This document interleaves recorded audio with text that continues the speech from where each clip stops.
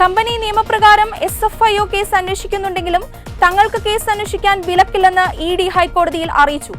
Exalogic CMRL അനധികൃത പണമിടപാട് സംബന്ധിച്ച കേസിൽ EDയുടെ അന്വേഷണവും നടപടികളും സമൻസും ചോദ്യം ചെയ്ത് CMRL ഉൾപ്പെടെയുള്ളവർ നൽകിയ ഹർജിയിലാണ് ED ഇക്കാര്യം അറിയിച്ചത്.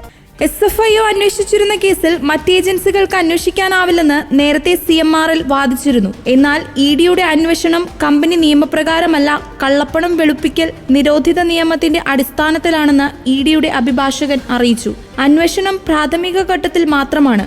സമൻസ് മാത്രമേ നൽകിയിട്ടുള്ളൂ. രേഖകൾ ഹാജരാക്കാനും അന്വേഷണത്തിനുമായാണ് സമൻസ് അയക്കുന്നത്. സമൻസ് നൽകിയാൽ ഹാജരായി സത്യം അറിയിക്കുകയാണ് വേണ്ടതെന്നും വ്യക്തമാക്കി. SFIOയ്ക്ക് കള്ളപ്പണം വെളുപ്പിക്കൽ കേസ് അന്വേഷിക്കാൻ അധികാരമുണ്ടോ എന്ന് കോടതി ആരാഞ്ഞു. അത്തരത്തിലുള്ള കേസ് അന്വേഷിക്കാൻ SFIOയ്ക്ക് അധികാരമില്ലെന്ന് ED അറിയിച്ചു.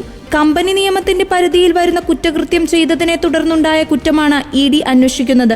സിവിൽ സ്വഭാവമുള്ള കുറ്റമാണെങ്കിൽ SFIRൽ രജിസ്റ്റർ ചെയ്തില്ലെങ്കിലും അന്വേഷിക്കാമെന്നും വ്യക്തമാക്കി.